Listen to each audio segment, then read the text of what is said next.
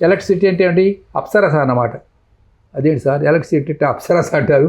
అప్సరస అంటే రంభ, ఊర్వశి, మేనక, తిలోత్తమ, ఘృతాచి వీళ్ళు కదా. కాదురా బాబు. మాణిక్య వీణాం ఉపలాలయంతి. ఇది వినని వాళ్ళు ఎవరు ఉండరు. ఎవరు రాశారండి ఇది? చెప్పండి, ఎవరు రాశారు? కాళిదాసు రాశాడు. అవునా? కాళిదాసు రాశాడో ముదిగొండ శివప్రసాద్ రాశాడు? ఎవరు చెప్తారు? ఎలా తెలుసు? ఇప్పుడు నేను మాట్లాడుతున్నానా? అవును. ఎలా మాట్లాడుతున్నారు? నాలో అగ్ని ఉంది కాబట్టి మాట్లాడుతున్నాను. అగ్ని లేకపోతే మాట్లాడలేము. ప్రక్షిప్తం లేని పుస్తకం ఒక్కటే ఉంది ప్రపంచంలో, దాని పేరు వేదం. ఒక్క అక్షరం కూడా మారలేదండి. ఒక మంత్రం కాదు, ఒక అక్షరం. Not even a syllable, not changed. అందరికీ నమస్కారం. నా పేరు ప్రొఫెసర్ ముదిగొండ శివప్రసాద్. ప్రతి మంత్రానికి ఒక ద్రష్ట ఉంటాడు. ద్రష్ట అంటే ఈ మంత్రాన్ని దర్శించిన వాడిని ద్రష్ట అంటారు. ఈ మంత్రానికి ఒక దేవత ఉంటుంది. ఆ దేవతను అధిదైవం అంటారు. అధిదేవత. ఆ మంత్రానికి ఒక స్వరం ఉంటుంది. ఆ స్వరంలోనే ఆ మంత్రాన్ని చదవాలి. ఆ మంత్రానికి ఒక ఛందస్సు ఉంటుంది. ఇప్పుడు మనకి సీసం, ఉత్పలమాల, చంపకమాల, మత్తేబము, శార్దూలం అంటారు కదా తెలుగులో. వింటున్నారా పిల్లలు? అట్లాగే ప్రతి మంత్రానికి కూడా ఒక ఛందస్సు ఉంటుంది. బృహతి ఛందస్సు, జగతి ఛందస్సు, గాయత్రి ఛందస్సు. ఇప్పుడు గాయత్రి మంత్రం తెలుసు కదా మీకు, ఓం భూ భో స్వ. ఇది గాయత్రి అనే ఛందస్సులో ఉంది, 24 అక్షరాలు. ఇలా ఈ ప్రతి మంత్రానికి ఒక ఛందస్సు, ప్రతి సూక్తానికి ఒక ఋషి ఉంటాడు. తర్వాత దానికి ఒక అధిదేవత ఉంటాడు. ఈ అధిదేవత తర్వాత ఇంకెవరు ఉంటారు? ఒక స్వరం ఉంటుంది. ఆ స్వరంలోనే ఆ మంత్రాన్ని అలాగే చదవాలి. స్వరం మారితే మళ్ళీ మంత్రం మారిపోతుంది. ఇట్లా మీకు ఆశ్చర్యకరమైన విషయం చెప్తాను. ప్రపంచంలో ఎన్ని కోట్ల పుస్తకాలు ఉన్నాయో నాకు తెలియదు. Hindi, Telugu, English, Spanish, Latin, Russia, Korea, కొన్ని వేల భాషలు ఉన్నాయి, కొన్ని కోట్ల పుస్తకాలు ఉన్నాయి. అన్ని పుస్తకాలలోనూ ప్రక్షిప్తాలు ఉన్నాయి. ప్రక్షిప్తం అంటే ఏంటి? నేనే ముదిగొండ శివప్రసాద్ ఏదో 2 లైన్లు రాస్తాడు. వెంటనే ఏం చేస్తాడు? దాన్ని ఒక పుస్తకంలో దూరుస్తాడు. కాళిదాస కృతము అని రాస్తాడు. అది కాళిదాసు రాసింది కాదు. విన్నారా? కాళిదాస కృతం అని అందులో పెట్టేది. అది ఎవడు రాసాడు? ఎవడు తెలుస్తుంది? ఎవడు చూసి వచ్చాడు? ఇట్లా ఎవ్రీ టెక్స్ట్ ఈజ్ హ్యావింగ్ అంటే వాటిని ప్రక్షిప్తం. ఎవడో రాసి ఎవడో ఏదో పెట్టాడు. ఏది ఒరిజినలో ఏది డూప్లికేటో తెలియదు. అలా ప్రక్షిప్తం లేని పుస్తకం ఒక్కటే ఉంది ప్రపంచంలో, దాని పేరు వేదం. ఒక్క అక్షరం కూడా మారలేదండి. ఒక మంత్రం కాదు, ఒక అక్షరం. Not even a syllable, not changed in Rigveda. ఇది ఎలా జరిగిందంటే ఒకే మాట 11 సార్లు రిపీట్ అవుతుంది. వీళ్ళు చదువుతున్నప్పుడు మనకు అర్థం కాదు. ఏంద్రా వీళ్ళు పిచ్చోళ్ళలాగా చదివిందే మళ్ళీ వెనక్కి తిప్పి ముందుకు తిప్పి చదువుతుంటారు అనుకుంటాం కదా. ఘన, జట, క్రమ, పుష్ప ఇట్లా రకరకాల పద్ధతులు ఉంటాయి చదివే పద్ధతి. అవి చదువుతూ ఉంటారు. ఈయన ఘనపాటి అంటారు. విన్నారు కదా మీరు? ఎందుకు అలా చదువుతుంటారంటే ఒక అక్షరం కూడా జారిపోకుండా ఇంటాక్ట్ కాపాడుకోవడం కోసం ఏం చేశారు వీళ్ళు? నోటితో వాడికి నోటికి వచ్చు మొత్తం మంత్రాలు.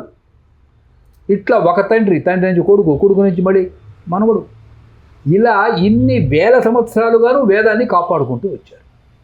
ఇలా ఏ పుస్తకానికి ఇంతటి సిస్టమేటిక్గా ఇంత స్పష్టంగా కాపాడబడినటువంటి పుస్తకం ప్రపంచంలో ఇంకొక పుస్తకం లేదు. అంటే పూర్వకాలంలో ఫర్ ఎగ్జాంపుల్ హోమర్ అనేవాడు ఇలియడ్ అనే పుస్తకం రాశాడు. అది గ్రీకు భాషలో ఉంది.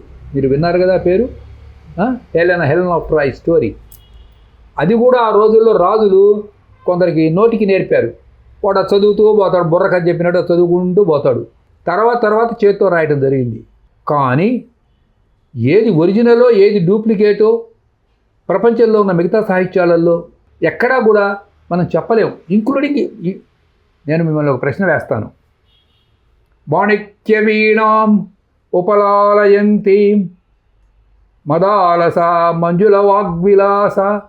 ఇది వినని వాళ్ళు ఎవరు ఉండరు. మంచిగా ఘంటసాల వెంకటేశ్వరరావు గారి పాట పాడారు. ఎవరు రాశారండి ఇది? చెప్పండి, ఎవరు రాశారు? కాళిదాసు రాశాడు. అవునా? కాళిదాసు రాశాడో ముదిగొండ శివప్రసాద్ రాశాడు, ఎవరు చెప్తారు? ఎలా తెలుసు? కాళిదాసు రాశాడని ఇన్ని వేల సంవత్సరాలుగా దీన్ని చామర దండకం అంటారు. మాణిక్య వీణాంబోపలాలయంతి, ఇది ఎవడో ఒక 500 ఏళ్ల క్రితం రాసిన కాళిదాసు రాశాడని చెప్తే నమ్మాల్సిందేగా. ఇట్లా మీకు చాలా ఎగ్జాంపుల్స్ చూపిస్తాను నేను. ఒక నిజం కాళిదాసు రాసి ఉండొచ్చులేండి, కానీ రాశాడని దానికి ఖాయంగా మనకేమీ ఆధారాలు లేవు. కానీ ఋగ్వేద విషయంలో అలా లేదు.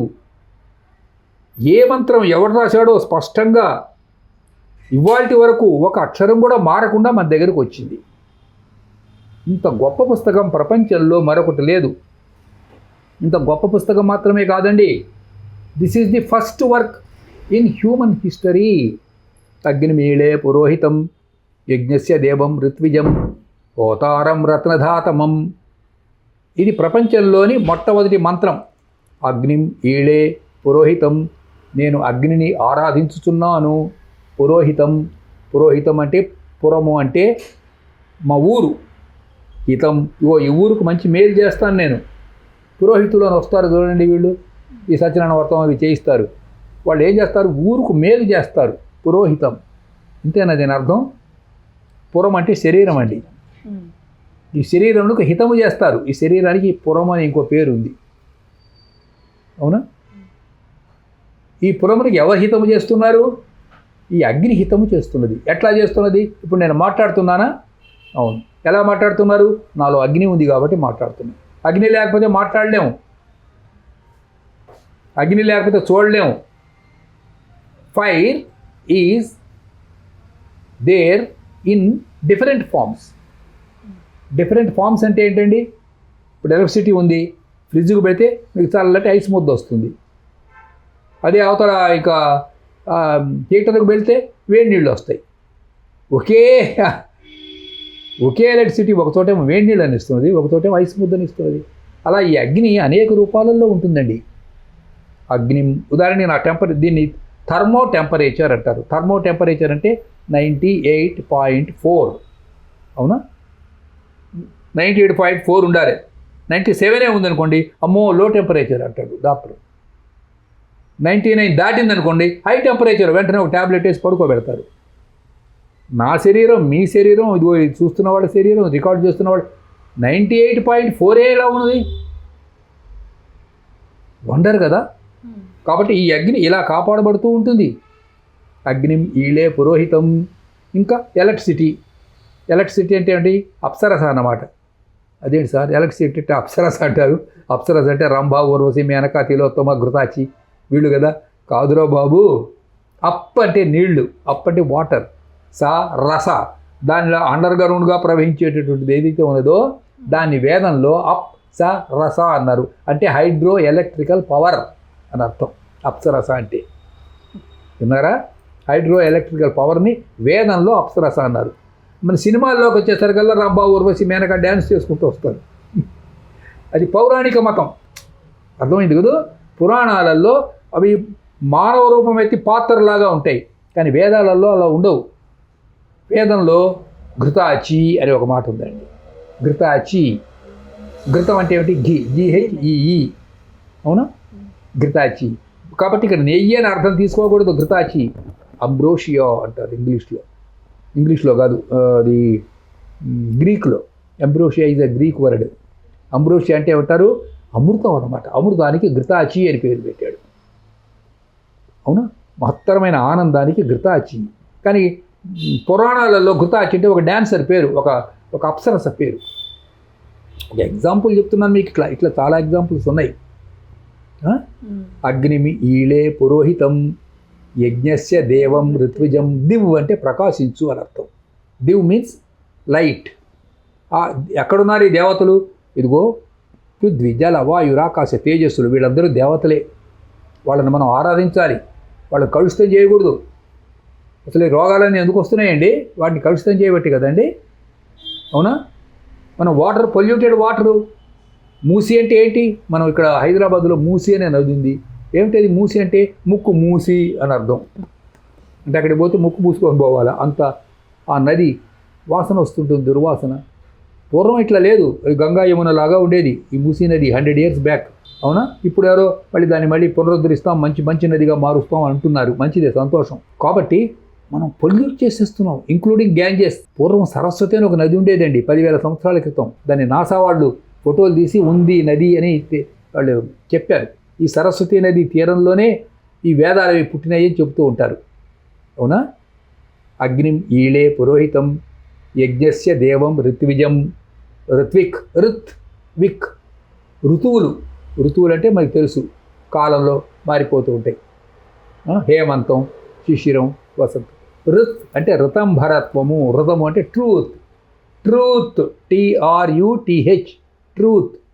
ఋత్ చూడండి, ఋత సంస్కృతం, ట్రూత్ ఇంగ్లీష్.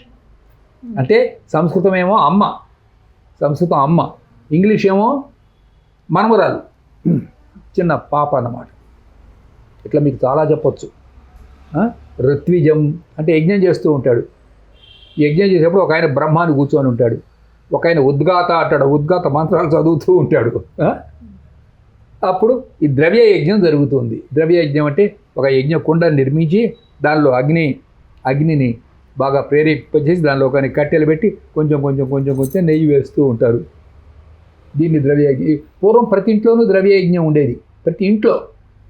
ఇప్పుడు ఎక్కడ ఏ ఇంట్లో లేదు. ఒక గుళ్ళల్లో పండగలు వచ్చినప్పుడు చేస్తూ ఉంటారు, ఏదో దసరాలు వచ్చినప్పుడు ఏదో చండీ హోమం, అవునా, చండీ హోమం అని, లేకపోతే శరన్నవరాత్రులలో హోమాలు చేస్తూ ఉంటారు. తగ్గిపోయిందనమాట. పూర్వం ప్రతి ఇంట్లో ఒక చిన్న యజ్ఞకుండ ఉండేది. అగ్నిం ఈళే పురోహితం యజ్ఞస్య దేవం ఋత్విజం హోతారం రత్న ధాతవం. రత్న అంటే డైమండ్. ఇక్కడ డైమండ్ అని అర్థం తీసుకోకూడదు. రత్న అంటే ఏంటి? రత్న అంటే కోరికలు. మీరు ఏది కోరుకుంటే అది మీకు లభిస్తుంది. కామధేనువు, కల్పవృక్షం, హోతారం రత్నధాతమం. ఇట్లా మనది భారతీయ సంస్కృతికి యజ్ఞ సంస్కృతి అని పేరండి. యజ్ఞ సంస్కృతి అన్నా భారతీయ సంస్కృతి అన్నా ఒకటే. యజ్ఞ సంస్కృతి అన్నా, వేద సంస్కృతి అన్నా, భారతీయ సంస్కృతి అన్నా, సంస్కృతి అన్నా, సంస్కృతం అన్నా, ఇవన్నీ వేరే వేరే పదాలు కావు, అన్నీ ఒకటే. సంస్కృతి అంటే కల్చర్, సాంస్క్రిట్ అంటే లాంగ్వేజ్, యజ్ఞ అంటే ద్రవ్య యజ్ఞ. Your entire life itself is an yajna. అవునా? మళ్ళీ ఇంకో ఎపిసోడ్తో మళ్ళీ వద్దాం. నమస్కారం.